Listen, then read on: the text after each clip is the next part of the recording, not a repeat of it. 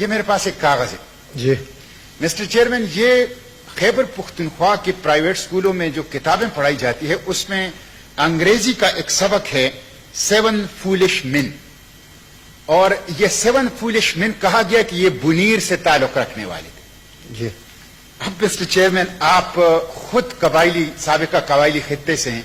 آپ پختونوں کو جانتے ہیں کہ انہوں نے سکھوں کو ریزسٹ کیا, انہوں نے انگریزوں کو ریزسٹ کیا.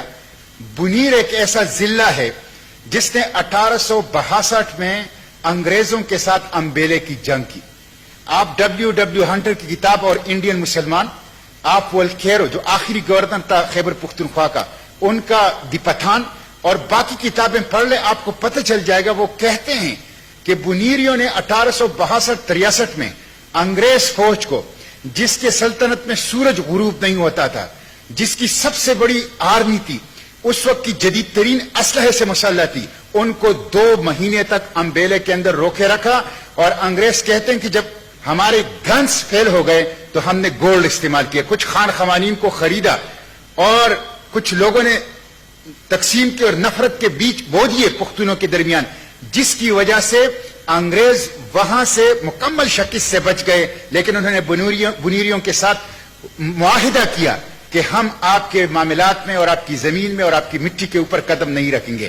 مسٹر چیئرمین, ڈبلیو ہنٹر کہتا ہے اور انڈین مسلمان میں کہ اگر بنیری کامیاب ہو جاتے تو لاہور کی گورنر ہاؤس تک ان کو روکنے والا کوئی نہیں تھا.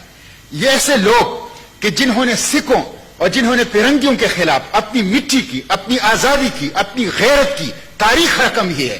آج بھی اس غلامی کے دور کے اندر جب ہم ان کی تاریخ پڑھتے ہیں تو سر فخر سے اونچا کر لیتے ہیں. ان کے لیے نصابی کتب میں یہ انگریزوں کا طریقہ تھا کہ جو لوگ ان کے دشمن ہوتے تھے, جو ان کی غلامی کو نہیں مانتے تھے, جو ان کی تکبر کے سینگ کو توڑتے تھے, ان کے خلاف لطیفے مشہور کر لیتے تھے. لیکن ہمارے بچوں کو خیبر پختونخوا میں پرائیویٹ اسکولوں کے اندر ہم اپنے بچوں کو استعماری اینک سے تاریخ پڑھا رہے ہیں.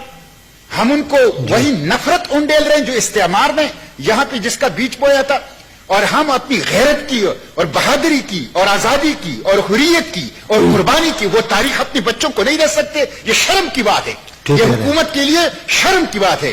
میں کسی پہ الزام نہیں لگانا چاہتا مسٹر چیئرمین, میں کہتا ہوں کہ اس کی انویسٹیگیشن ہونی چاہیے کہ اگر حکومت کی غلطی ہے اس غلطی کو لوکیٹ ہونا چاہیے, اگر اس پبلشر کی غلطی ہے اس کو لوکیٹ ہونا چاہیے, جو بھی ذمہ دار ہو اس کا تعین ہونا چاہیے, اسے کٹہرے میں ہونا چاہیے.